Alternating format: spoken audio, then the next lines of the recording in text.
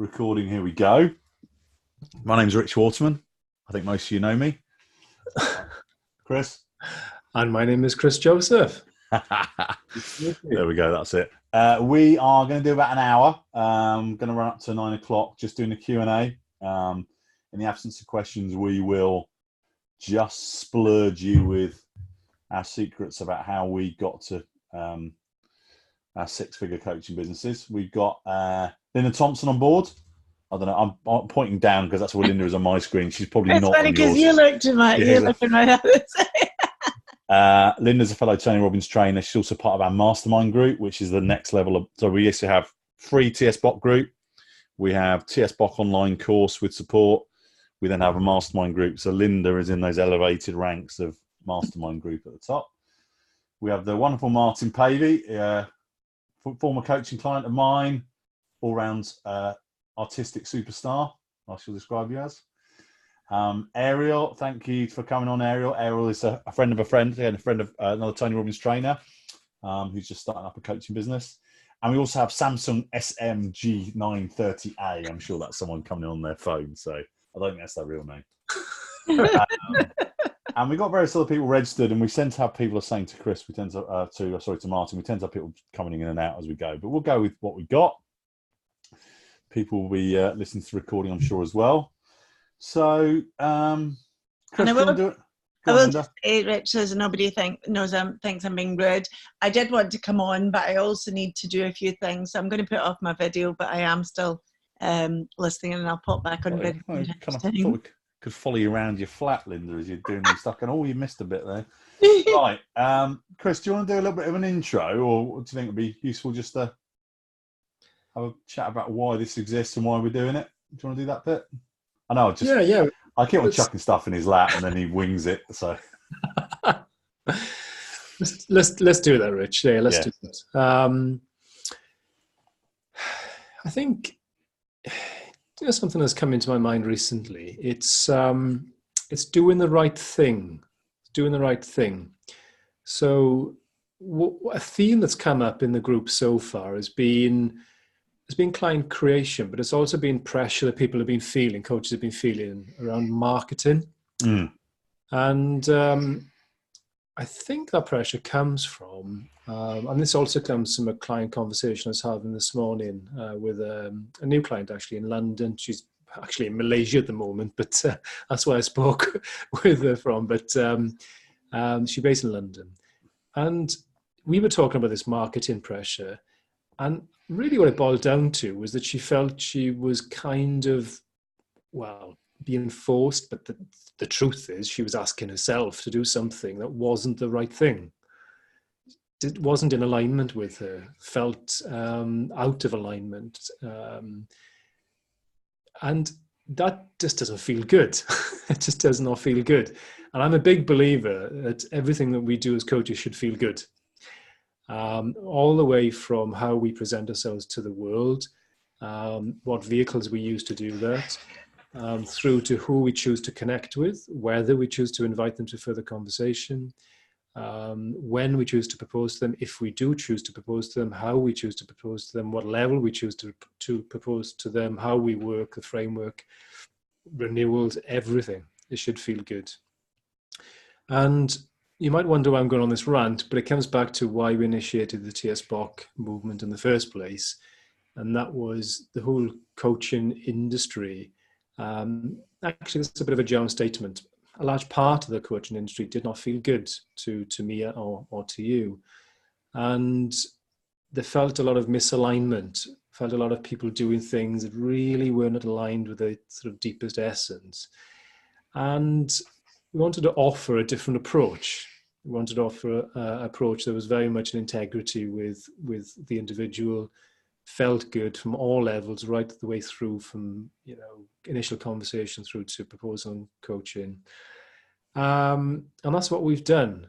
And on slight occasions, we're human, we both fall out of integrity with that. But I think by and large we are doing that. That's what we uphold. That comes now to this group that we're doing. And and leading with service, and also being willing to walk the walk there, not just do the talk, so to speak. So this call is an open call tonight. Has some people we know on it. Some people don't as well. Samsung SM GN30A, I'm not familiar with yet, but I'm sure we'll get to know them. So that's it. Yeah, that's my introduction, Rich. Yeah, good stuff, mate. It's like, for me, it is that, you know, it's rare for someone to say, I want to become a coach because I want to make loads of money. Some do. There's definitely some people that look at it from that space. We are firm supporters and enablers of people that fundamentally have service at their hearts, want to coach people, either are naturally good coaches or they're working on their coaching skill or both, and they just want to get rewarded for that. And sometimes it might be just being rewarded enough to make it work, just so you can pay the bills, you can keep it going, you can develop your skill, you can develop your client base, and get better. And it may be you don't have particularly grand financial targets, you just want to be in that space of being a professional coach and getting rewarded for it. And really just totally echoing what Chris said is that my original background was in investment banking. Chris, you can talk a bit more about your background as well. I was an investment banker for many years, earned a lot of money, didn't like the environment, didn't like the culture of it. Went into consultancy, enjoyed that more. But again, working on projects working with bigger organizations where, again, it just didn't really inspire or excite me. And then coming into coaching for me properly, like been doing it since 2006, but doing it properly since 2014, it was can I build it the way that I want to build it? Because I've done on-stage speaking, I've done multi-speaker events, even with great high-quality promoters, it can still feel a little bit sleazy and a little bit uncomfortable. And I'm like, if I'm going to build this business, I'm going to build it the right way. And as Chris said, that goes right the way through from, for want of a better word, generating leads, which is really putting yourself out there into the universe, engaging yourself and your value with the universe, doing that in a way that's in flow and congruent with you, serving how you want to serve, proposing how you want to propose, doing the right thing, giving clients genuine choice, not persuading them into buying anything, not using any tricks, but just creating paid clients through service. and for me and Chris, like we talked about it a lot before with many people, but I don't think we can say it enough. One of the sort of the central books around this for us was The Prosperous Coach by Rich Lippin and Steve Chandler. It's a brilliant book. I recommend it to Martin. He's read it. He loves it. What we have really done is kind of taken that and taken it on and added detail to it, added different flavors to it, options to it. So it's an expansion of that core principle and some other influential books as well. I just want people to succeed. And you know, it was great. One of your friends, Chris, that gave me the book, Theron, I think his name was, if I pronounced that correctly. He was asking, why do we do it? And I think, I answered it in as honest a way as I can. I do it because I want people to succeed.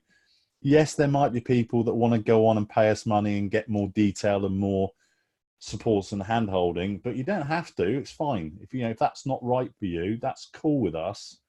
Take what we're giving you and run with it yourself. And equally, we love working with people in a closer way and closer basis because we can see people succeeding and going on and serving the community. Right now in the world, we need people who are being successful coaches, coaching people in a successful way, making money from it, having this ripple effect of contribution where people are becoming more of themselves and getting out there into society. Is something that we fundamentally feel we have to do. We just happen to love doing it as well. Anyway, so that's kind of my rant as well. Chris, do you want to explain a little bit about your background? So my background basically was didn't know what to do at university, investment banker for 10 years, stressed out, divorce, went to consultancy, got pretty bored with that, got into personal development, became a coach, eventually became a full-time coach. That was kind of my journey. Chris, do you want to talk a little bit about yours briefly? Because it's probably important that people know why we're here as well. I'll do the 30-second version, Rich. Yeah. I guess became an astute studier, found my kind of excellence in academia through school and through university, and PhD in computational mechanics side of engineering.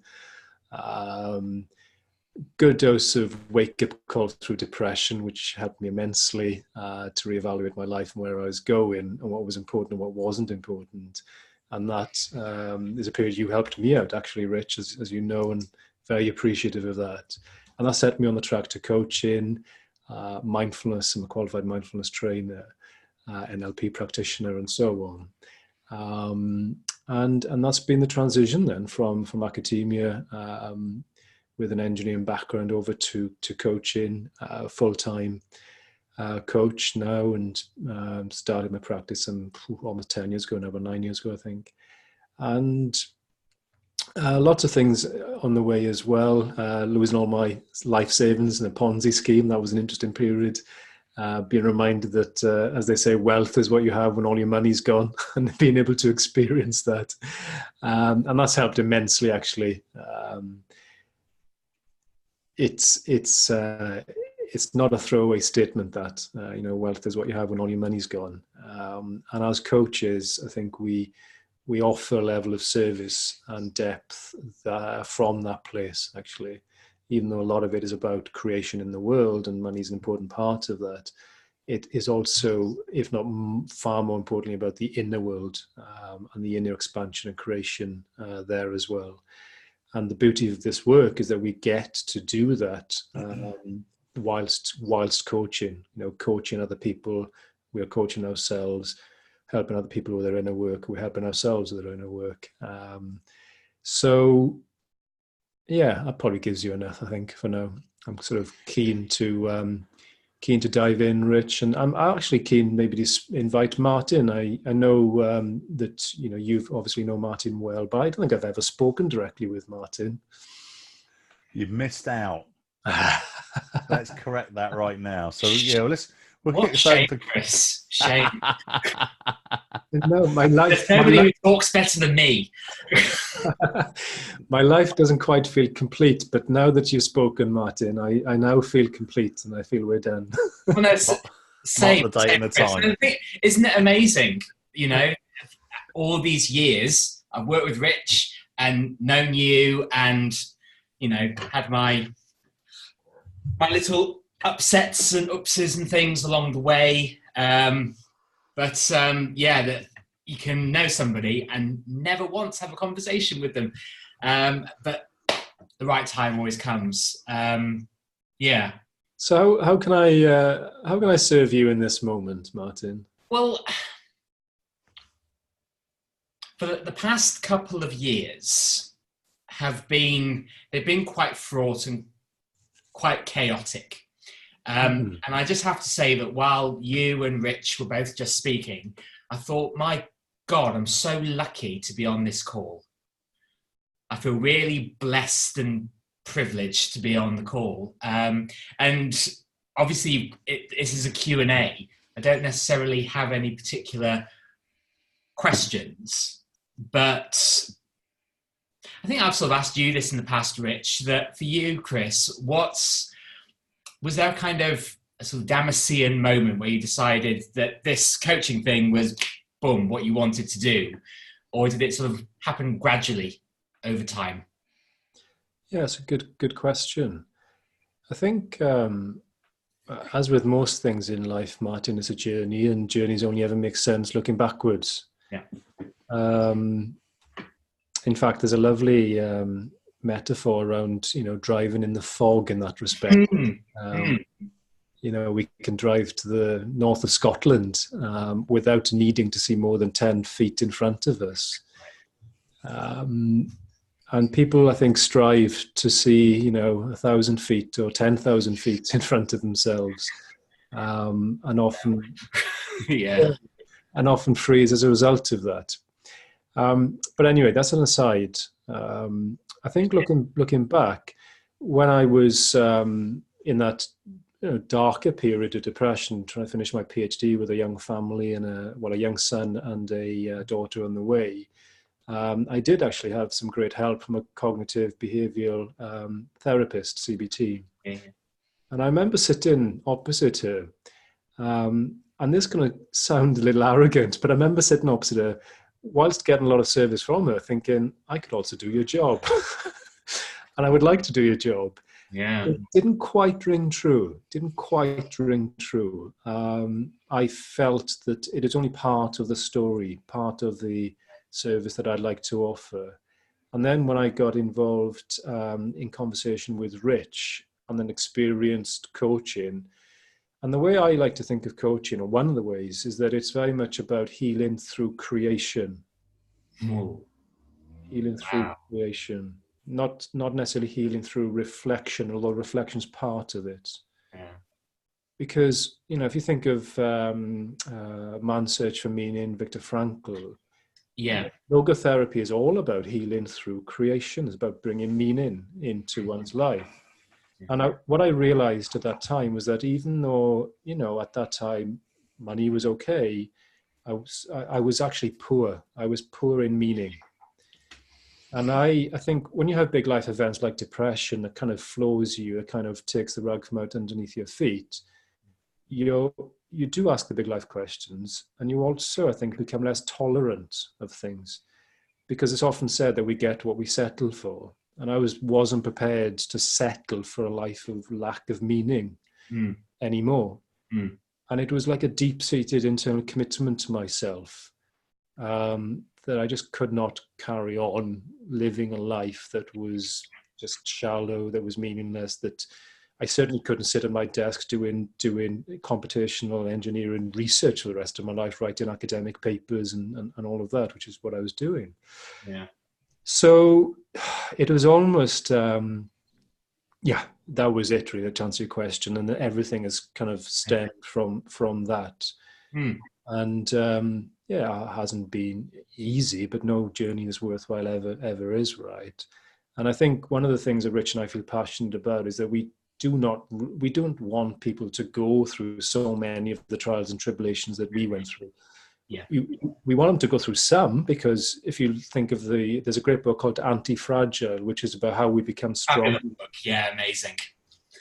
Yeah, we become stronger through the trials and tribulations. We definitely want people to experience some, otherwise there's a disservice to them.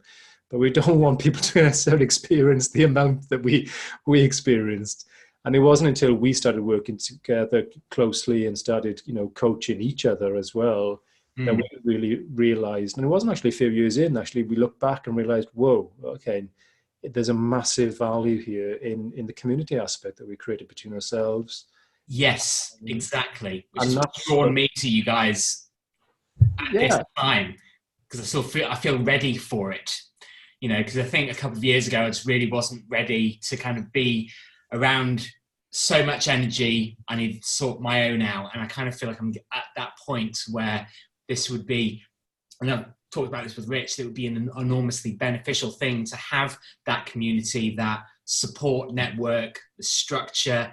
It's very purposeful, which feels like the right time. And it's lovely that it's happening at the close of the year, and I've got a couple of weeks to kind of think, and as you alluded to, what do I want? What do I want my life to look like? And I've got a really amazing opportunity to do that now. And as I say, I just feel incredibly blessed that you two are in my life. I really do. Thank you, Martin. I really appreciate you saying that. Do you mind if I ask you a question? Please, yeah, please. I obviously know a little bit about your background through Rich. But do you mind kind of give me a little flavour of kind of where you've come from and where you want to go to? Yeah, absolutely. Be as succinct as possible. Yeah. Grew up in I would now call it a fairly stable family, usual kind of sort of family issues. Parents are still together. They've been married for, approaching 50 years. Always been incredibly creative. On both sides of the family there were entrepreneurs, very creative people, always cooked and danced and started painting more recently. And went to university, had 3 drunken years, partying, really good fun. And then once I left university, just tried lots of different jobs and sort of jumped about quite a lot. But I ended up for 8.5 years at a company called Spotlight, which is where casting directors go to find performers. And I stayed there for way, way, way too long. I should have stayed there for a couple of years at the most, stayed for 8.5. And it was at that point, after I realized I was completely different to my colleagues, that I got an ad, I think, on Facebook for T. Harv Ekker's Millionaire Mind Intensive. And then literally at that point, went to that. There was a guy there who called Arnon Barnes or Barnes and signed up for Quantum Leap, left my job after basically an argument with my boss, and which was something I really needed to do to sort of assert myself, and then just did Quantum Leap, did all the courses, yelled and cheered and screamed and cried in lots of different rooms, and then I sort of went back into retail, and ever since that, I've just kind of been meeting different people online, and I coached obviously with Rich, it was amazing. Had another couple of coaches that I worked with. And for the last 2 years, I've kind of forgotten about all of that and just been sort of floating. But, certain groups I've joined recently have made me realize I've got really amazing skills that I should be using, and it's just how to actually apply those. And your guys' approach, no bullshit, no nonsense, straightforward, and exactly as Rich said at the beginning, integrity. It's like, yeah. Or was it you that said that? I can't remember. I think you said integrity, didn't you? Yeah, I think it's probably matters. me, Martin. I think. Yeah, probably me. It's usually Chris. Is he the better person? I wouldn't like to comment. I'm just going to pick up on one thing that Chris touched through that question. Chris touched on that is one of the really things that makes a really effective coach is your willingness to explore the depth of your own life and your own experience in life. Mm-hmm. It's very hard as a coach to take someone deeper than you've gone. You can do actually if you're really great at asking questions, you can, but you don't really feel it. And one of the things I really wanted to honour you for, Martin, and so obviously same with Linda, same with Christine. Errol, I don't know you well enough yet, but I'm sure this is going to apply to you as well. Is I really honour you for the journey you've gone on. Your willingness to self-explore, your willingness to turn over some rocks that maybe are not under. You probably know there's not some great stuff under there, but you've been willing to do that consistently. And your appetite for doing that, and whether that has been, what's great is that not only has that been prompted by life events like it was for me and Chris, but it also was prompted by your own just desire for self-discovery and self-exploration. And that's so important as a coach to have that passion, that excitement for that. And that's why, if you decide that is the path for you, then you have to succeed, because, all you're doing is taking someone on a similar path to where you've already gone, and you've seen the benefits for yourself in terms of your own understanding of self, your relationships with family, your relationship with friends, and so on and so forth. Which, I'm not talking about in detail here because that was part of our coaching relationship. But I just wanted to honour you for that. Really, it's unusual. These people on this call is unusual, right? You have to understand, right? There are 80 odd people, like 90 people, I think, pretty much now in the group, and 6 have come on. We're probably good that me and Chris came on, because it would have been a bit weird. We do. I don't know Ariel very well yet. Ariel and I only connected a few days ago through a mutual friend. She's already joined the group and she's come on this call. It's exceptional. Right? I couldn't wait. I was so excited. Most people haven't even come on the call. Most people haven't joined the group. I've seen them. So different levels, right? You start to then separate yourself from the pack. Yeah. Well, what you were saying, Chris, earlier about levels of interaction, levels of proposal, offerings, I've got an enormous amount to offer, but I think what I've done for the last couple of years especially is basically spread myself so thin that I've tried to do everything, and the result is I've done nothing effectively. And I just thought, there's a guy, I don't know if you've heard of him, called Jordan Peterson. Yeah. And I went onto his website the other day, and he's got a fantastic advert on there that just basically says, paraphrasing, what would happen if you just focused on one thing for 6 months? What could happen in your life? And I thought, woo, nice. Because the thing is, if I do that with coaching, what opportunities will that open for me, for other people? And what other things could I achieve basically simultaneously, because I just focus on this one fantastic opportunity to genuinely, as I said earlier, genuinely help people help themselves. Because so many amazing people, obviously many of them on this call, have helped me so enormously that I can barely put it into words, try as I might, that pass it on, pay it forward. And you guys have built something with incredible integrity here and simplicity. There's so much kind of noise, all these different things. It's like, let's just get down to the brass tacks of what actually needs to be done and get on with it. I think, thank you, Martin, again for that, the kind words. If you were to take that simplicity to your own situation right now, and also that wonderful question of focus for 6 months, what shows up as the next part on the path for yourself? Learning to reconnect with people. Right. Well, actually, no. Learning to reconnect with myself. Nice distinction.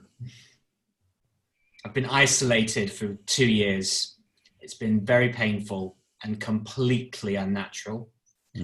And I was speaking with you, Rich, wasn't I, fairly recently? The advice that you gave me, just need to be more you, Martin, has helped me so enormously. You know, that was a really profound conversation. Thank you for that.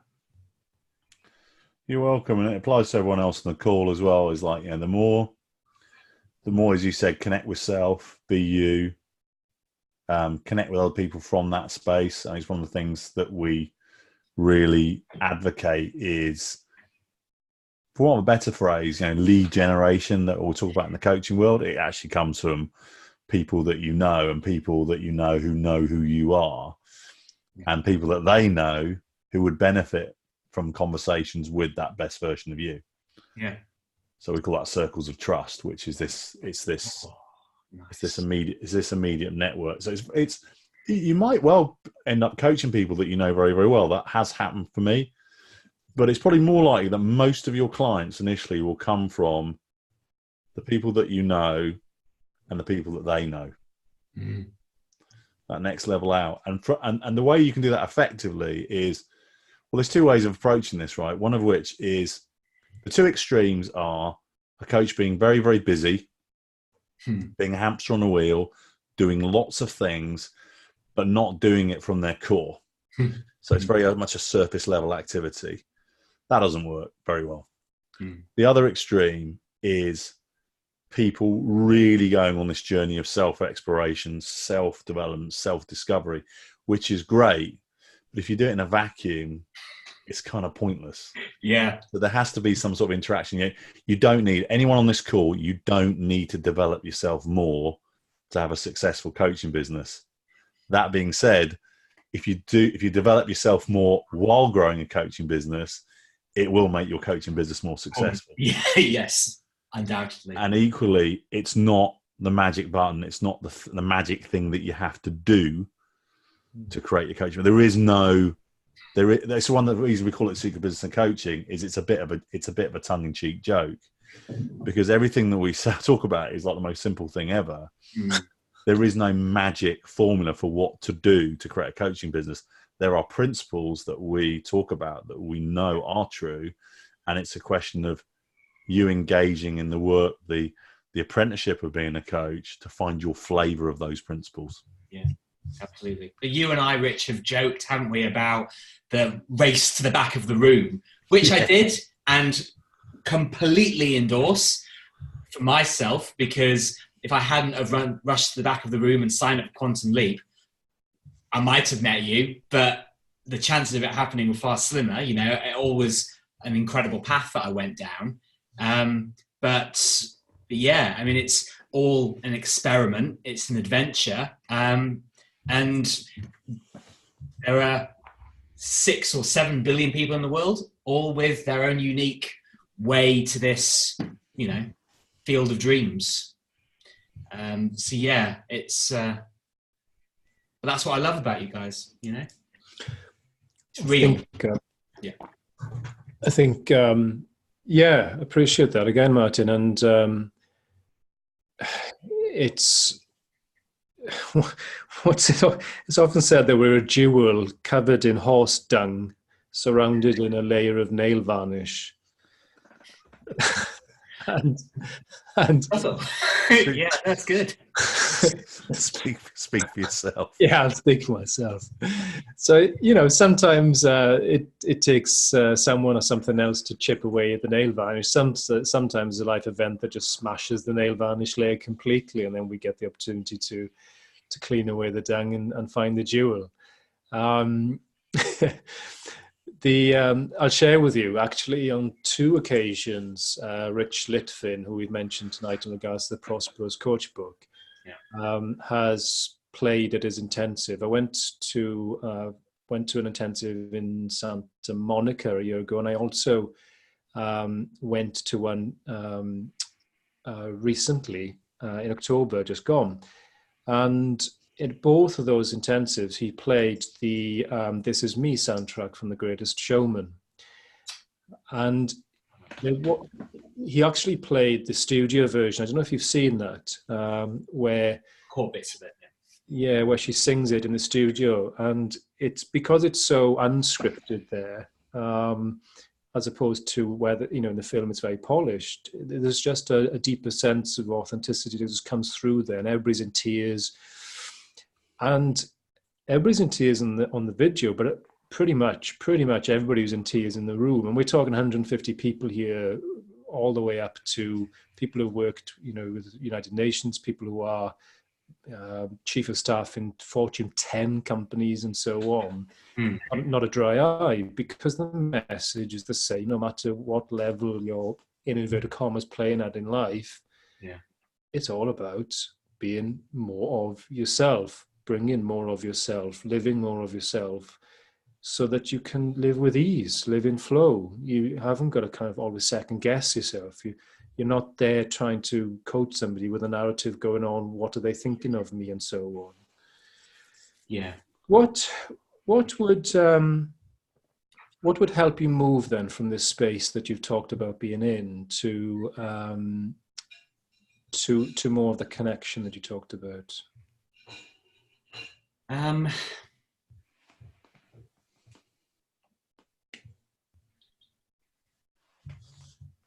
think slowing down, not being in such a rush.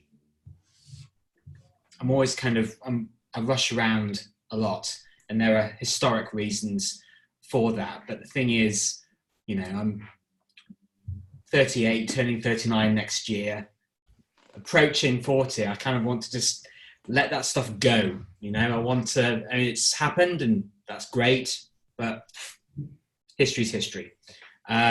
But yeah, I think that's a big thing, that, and being kinder to myself will definitely help.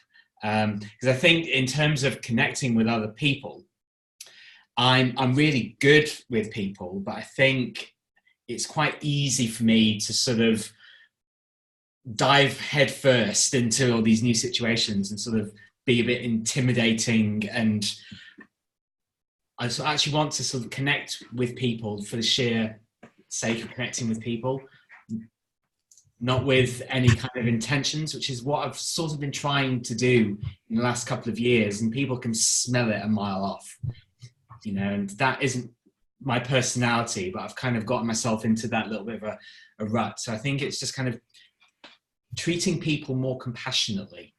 Yeah. You know, those just reconnecting with natural human traits, I think, frankly. And so just not doing it in such a hurry and think, oh, I've got to have this amount of money by that. You know, it's kind of just sort of forgetting that and allowing for the time being and just chilling out and bringing myself back down to earth, which I think was the advantage, Rich, when I was working with you, that there was those regular check-ins. It's like, okay, great progress, just contain it a bit. Because I'm incredibly excitable and full of enthusiasm, but that I get completely carried away with it, and I end up burning the candle at both ends. Yeah. Let me, I get that. Let me share an insight, a very recent insight, Martin, around that passion that you've just talked about. I've been reading Joseph Campbell's The Hero's Journey. Joseph Campbell is a mythologist, as you might know, and he found that this pattern of the hero's journey in a lot, well, pretty much all mythology. And he talks about the development of a relationship being one of a movement from passion to compassion. Passion to compassion. So I think my own personal feeling, it's not my personal feeling, on there's a lot of focus in the self-development world on passion. Find your passion, you know, get energized and so on. And I think that's important at the beginning.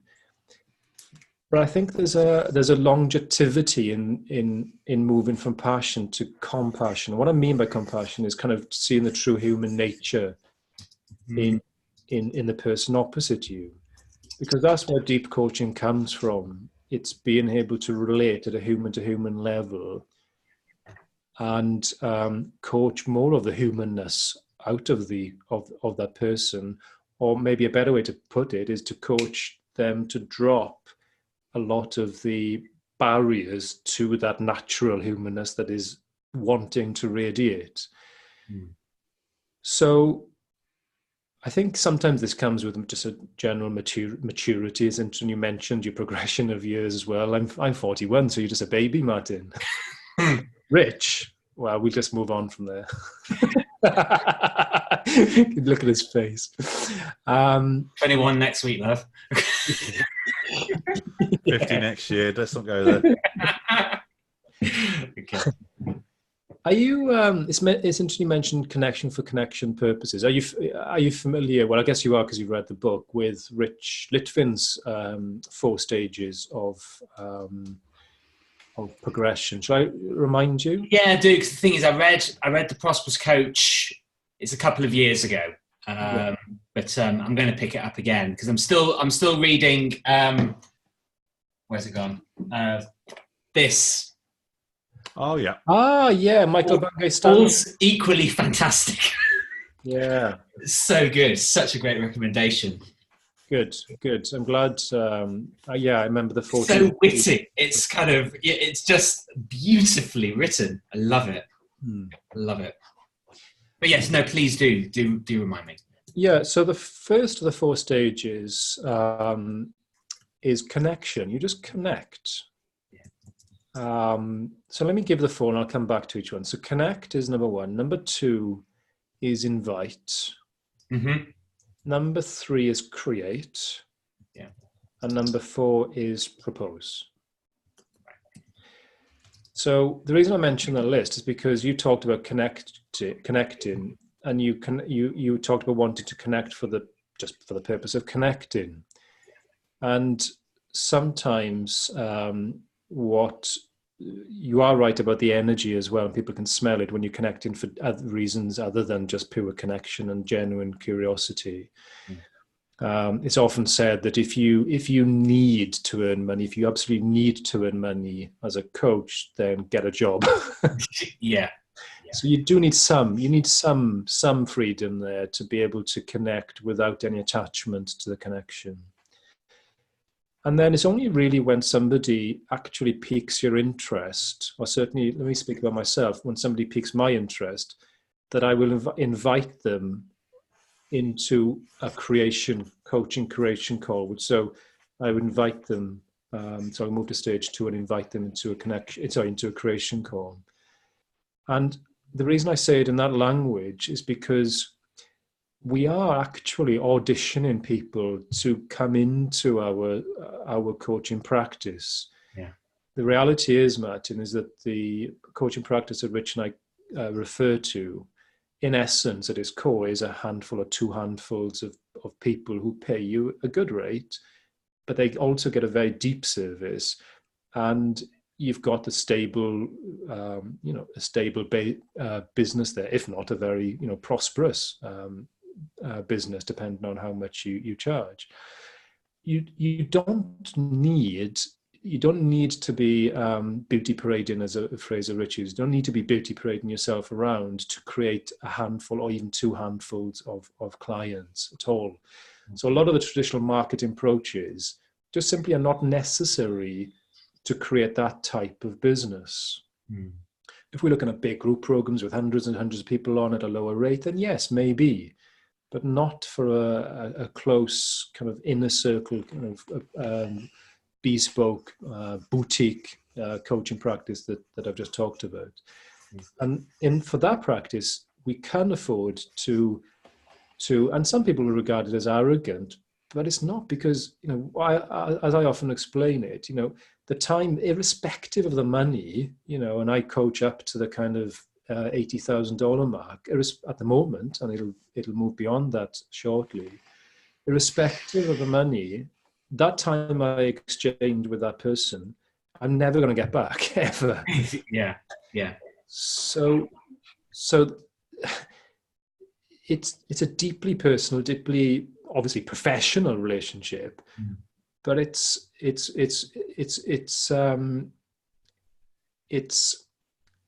so important, because we are the average of the 6 people we surround ourselves with. It's so important that you do slow down and audition your clients. And if it doesn't feel like a fit, you call that out, and you do not take it then to proposal level. And actually what I found is, as soon as I stepped into that energy, which is it's the complete opposite of the energy whereby you're trying to attract people. Yeah. You're actually creating your clients, not attracting clients. You're creating your clients. As soon as I shifted into that energy, then everything changes. And the paradox is actually you become more magnetic, because people really respect when you do have genuine, barriers to entry. Yeah. They, funnily enough, then they start stepping up all over the place and improving and changing their standards and presenting. Yeah, scarcity, isn't it? Yeah, it's valuable, really valuable. Absolutely, yeah. So that's really, the invite phase is so important, that you're very discerning in the invite stage. And then when you get to the creation stage, if you're discerning in the invite stage, the creation stage is just fun. You're helping that potential client to actually create the very thing that, if they choose you to be the one, that you would help them to work on. So you're creating almost this sort of syllabus for the coaching over the 6 or 12 months.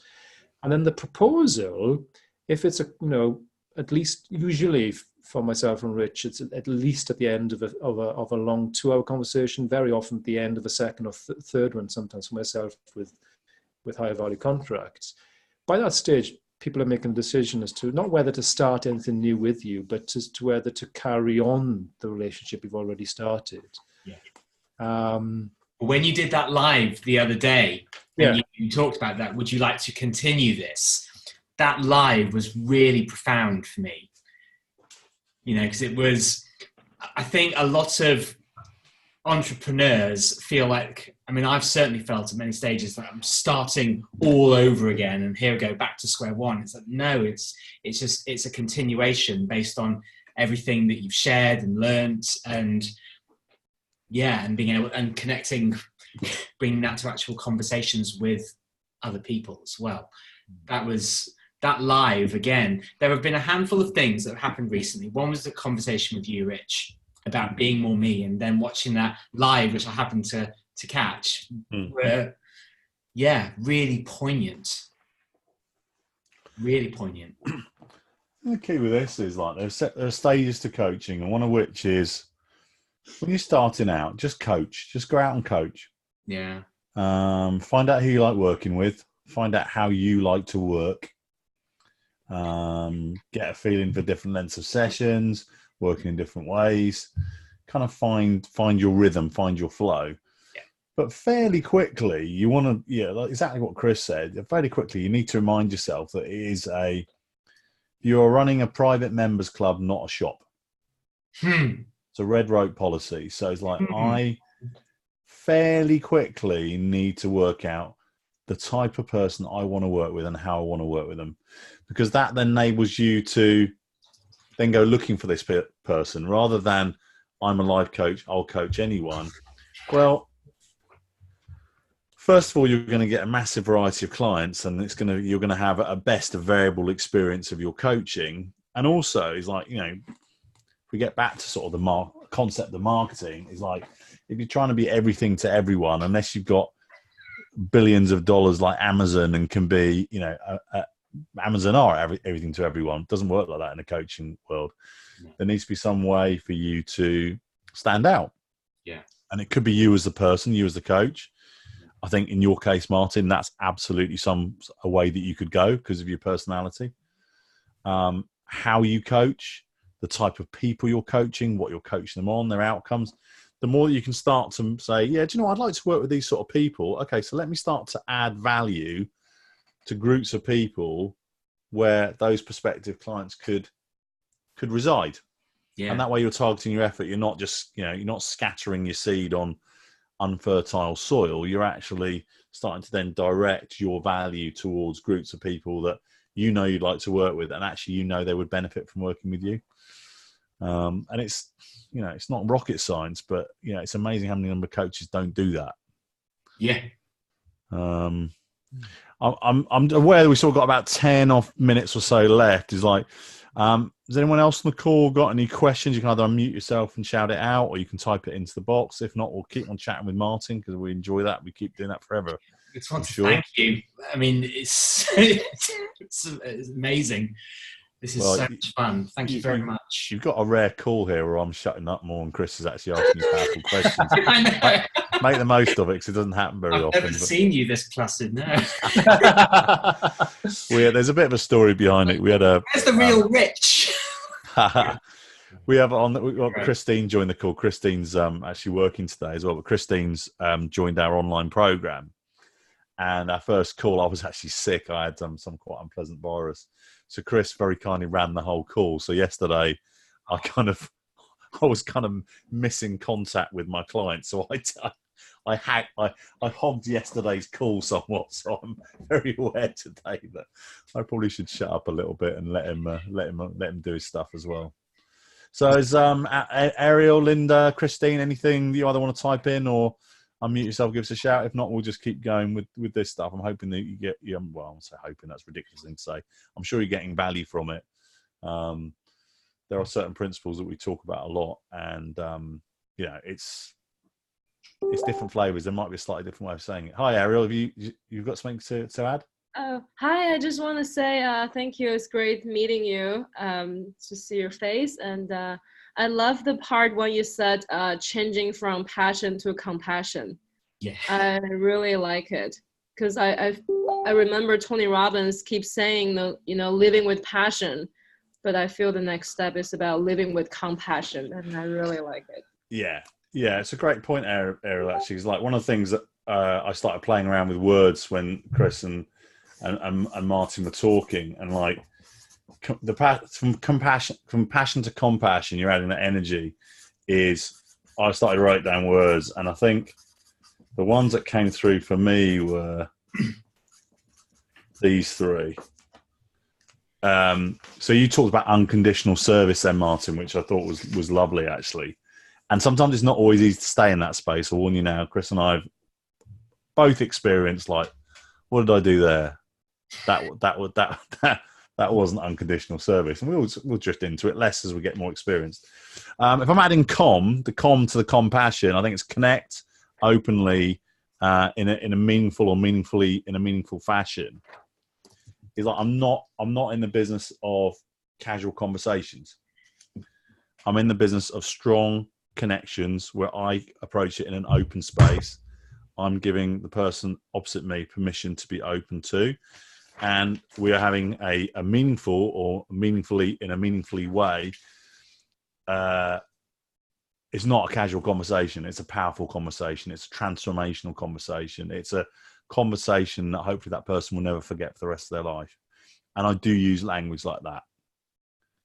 So I've got a great privilege of now I've met Ariel. We're having a chat on Monday about it, and neither of us will forget that conversation the rest of our lives. That is my intention going into it. If you come from that space as a coach, you will get people's attention because you will be giving off an energy that is remarkable. You will be using language that's remarkable.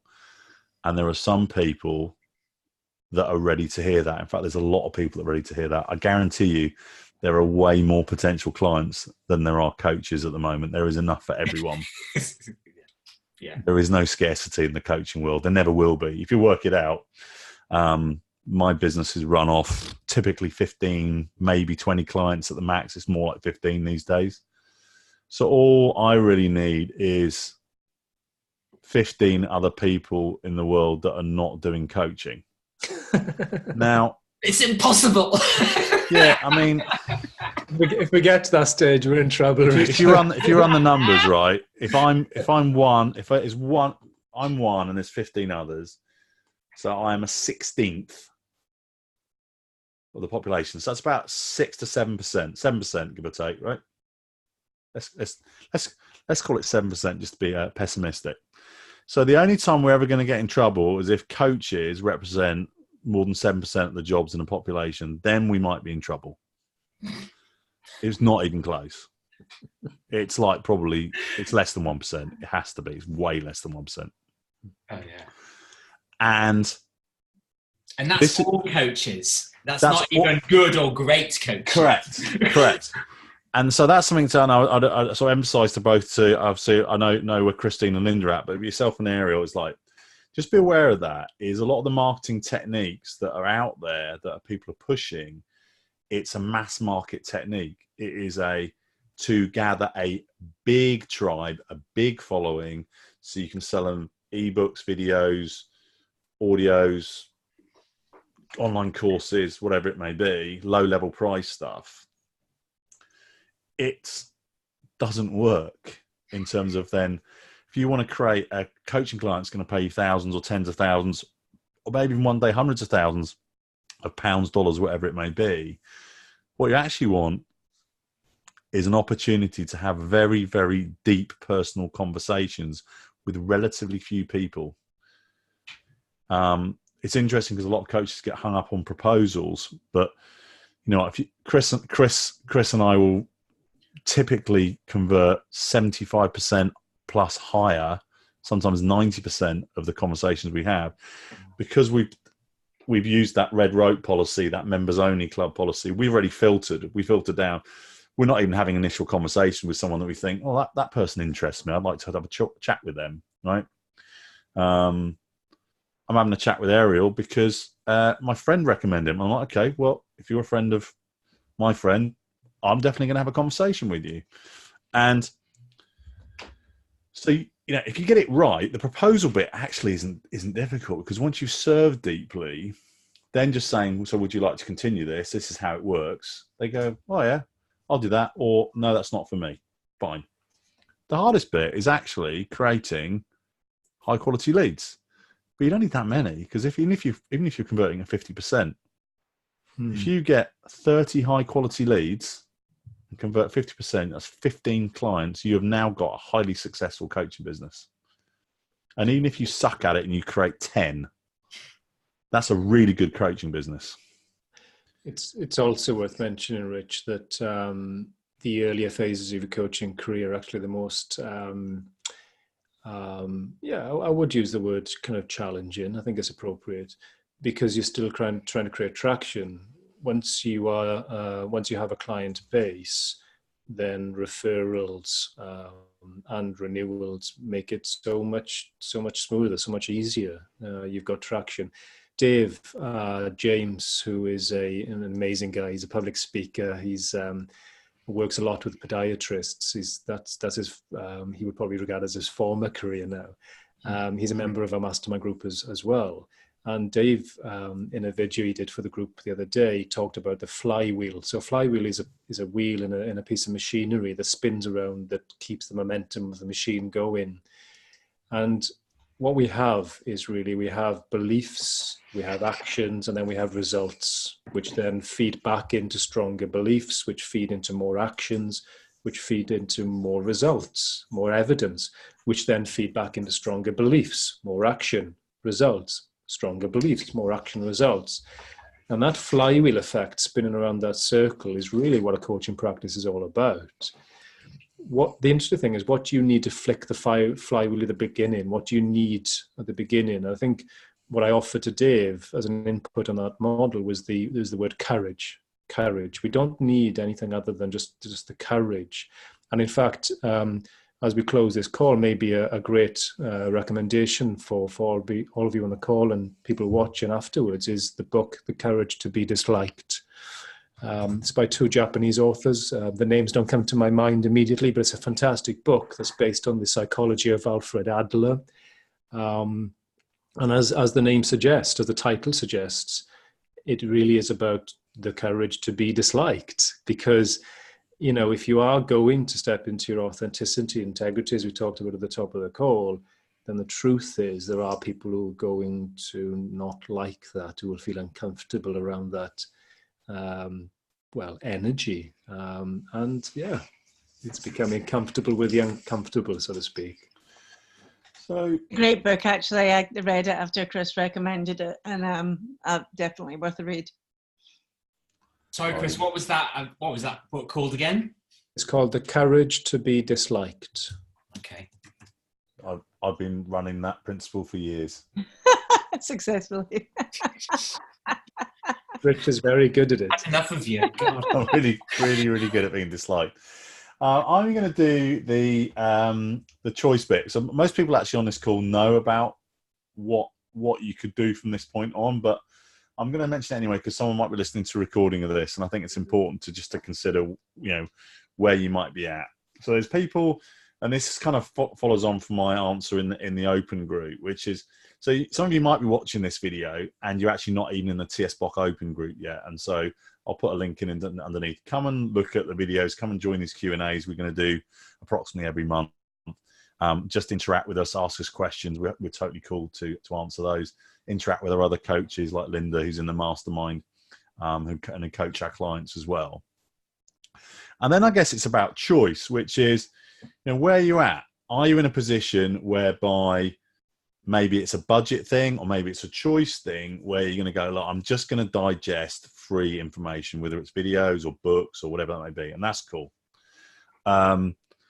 All I will say to that is, at some point, you might want to consider how long and winding that journey can be, because basically that was a journey that I took. 2014, I did have a mentor who knew something about the coaching business. But I basically, despite being pretty successful in other businesses that I've done, I kind of flip-flopped around for about 18 months and eventually found a way to make it work. And that, you know what, if you want to take on that challenge, then that's cool. There's nothing wrong with it. I just want to be very clear about it's difficult. Okay. There are other great coaches out there who train coaches. Okay.